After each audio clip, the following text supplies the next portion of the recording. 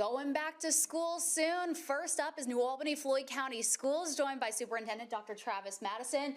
You're first in our area, the first district to head back. How does that honor feel? Well, we'd like to think we're getting maybe a head start. I don't know, but again, nonetheless, it's here.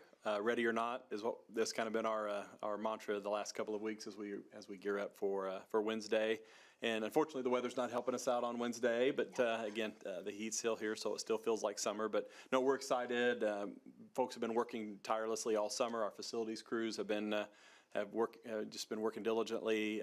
You know, any food service, our transportation department getting things ready and organized. So we feel like we're ready to go. Again, we always ask for patience and a little bit of grace as we get things back into, get everybody back in a routine, which is kind of important that first week or so. But no, we're excited. Wednesday will get here. We'll work through those bugs and hopefully we can get off to a great start. And okay, so we'll start talking about some of the big topics here with the big one right now. The Trump administration just released billions of dollars in grants for schools. That's about $600,000 for your school district too. Yeah. What does that mean for you all, and what kind of programs is this funding now that you're going to be able to have access to that? Sure, most of them were title grants, which were obviously things that we plan and utilize accordingly. Some of them we kind of combined into funds, and really for us, a lot of it was a lot of those services that we provide kids. I know social services, social workers, a lot of those things that we feel like are very vital. So we were a little worried, but when we did see that the freeze was coming, or at least that was announced there a few weeks ago, our initial plan was just to try to kind of absorb those as much as we possibly could with some rainy day funds in hopes that it was just a freeze and it wasn't a permanent cut. So we were relieved on Friday, obviously, with the news that those dollars were going to be coming. But again, at the outset, we weren't going to make any major changes. We wanted to make sure we didn't pull the rug out from underneath the kids and those families that need those things. So again, we were relieved and happy of the news that came on Friday. We just hope it's not something that continually happens, because those are tough, especially with those areas that we feel like are just hugely imperative for our families. Absolutely. So then also recently those iLearn results were released, and that's for 3rd through 8th grade students. Yeah. You all were testing higher than the state average too. Tell us a little bit about some of those results and what it means for your school district. Yeah, and I kind of put out a statement when we get those. Obviously, we know that a student's more than a test score. However, we know that that's the reality. Kids are going to take those assessments. We want to utilize that data as best we can to make sure that we are looking at each individual student, but also we want to look at classes and trends to see if there are areas that we feel like we want to tweak, and we want to make sure that we're addressing from a curriculum and instruction standpoint to make sure that we're putting our best foot forward, and those kids are more than equipped to be able to take those exams and do the best that they possibly can. And again, we were pleased with those results, but again, we're going to continue to dive in and look at ways that we can improve instruction, ways that we can make sure that we're meeting the needs of our kids, because ultimately a test score is a test score, and our goal and our job, we feel like, are to prepare our kids for what's next. So if it's kindergarten into 1st grade, 2nd grade into 3rd grade, so we're going to use that data to make sure that we are lining them up to be successful from a programming standpoint, from a standards standpoint. The state standards obviously are what's put in front of those and what those assessments do gauge.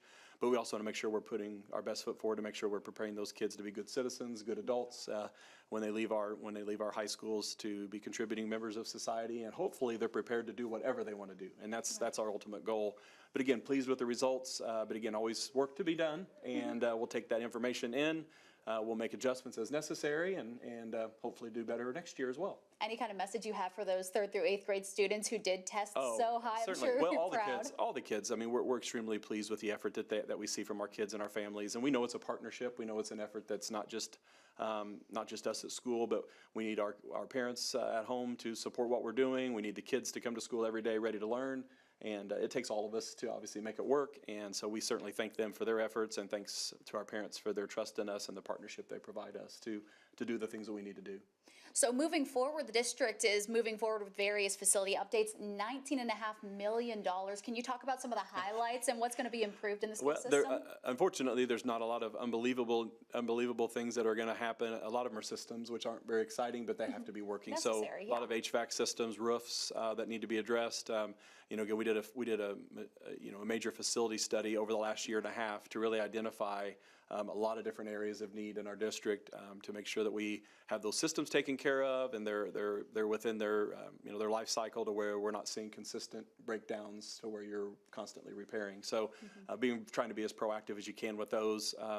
we do have a few other items that are on the radar. I know we're looking at some facility upgrades up at Floyd Central with the high school softball complex. This past couple of years, we've seen that really get inundated. It's in a floodplain, so it's something that we continue to have to be addressing, and girls lose time in the field and practice. And as a former softball player, yeah. I love hearing that'll move. Yeah, Don't want to risk injuries and stuff. And again, it just field. you do, and again, it's just the cost of continuing to get it up and ready to go to play. So you're adding a lot of additional cost into that. And so I think when you look at that over time, it's much more pragmatic to make sure that you have a facility that we've seen with the turf fields and things like that you can play on a lot more. You can not put as much maintenance into it on a regular basis, and the goal is to try to look at moving it out of that floodplain to where obviously we don't have that situation to where those kids are faced with that, and then it's kind of a domino effect. We're looking at the same thing for the baseball, which is down in that same area as well. So that's one of the projects that's on the radar, but a lot of the others are major upgrades to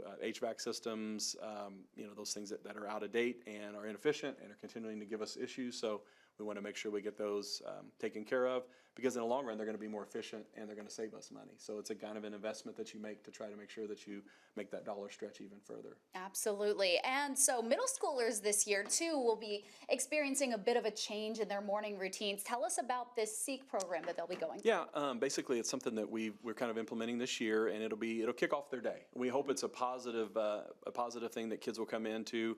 It's kind of a homeroom setting where they'll be with the same group of kids every day with an instructional leader, with teacher in there with them, and we hope that it's kind of that it's an enrichment type activity. So it's not just remediation. It's not for those kids to maybe play catch up, but we can utilize that time for that as if they need some additional work on maybe a standard or specific skill.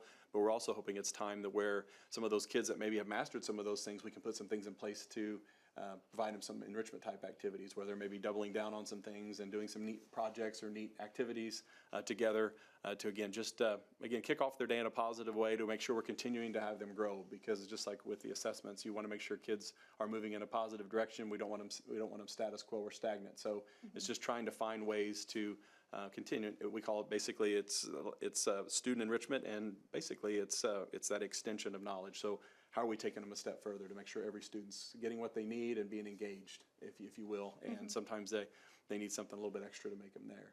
Right. Is there anything else that you want to add that we may have missed? Anything you want to get out to the students? I mean, school right around the corner. Well, students and families alike. I mean, the biggest thing that we want to make sure that folks realize is we are customer service based. We want to make sure that their experience is the best experience that they have around. We feel like we've got unbelievable programs. We've got great people. It's just don't hesitate to keep that line of communication open. We're going to do our very best to extend that, but also we need to hear from them as well. If there's questions they have or concerns that they have, don't ever hesitate to reach out. We want to make sure we are doing the very best to address those concerns and issues before they become major ones. So again, you can go to social media if you want, but we'd much rather a phone call, reach out to us, and let us try to get to the bottom of it and make sure that their kids are having the greatest experience possible at New Albany Floyd County Schools. Absolutely. Well, Dr. Travis Madison, thank you so much for your time. I know you're very busy this week, and good luck with those kiddos heading back to school. Thanks for having us, and we're looking forward to a great year. Absolutely. We'll be right back with more Sunrise Extra right after this.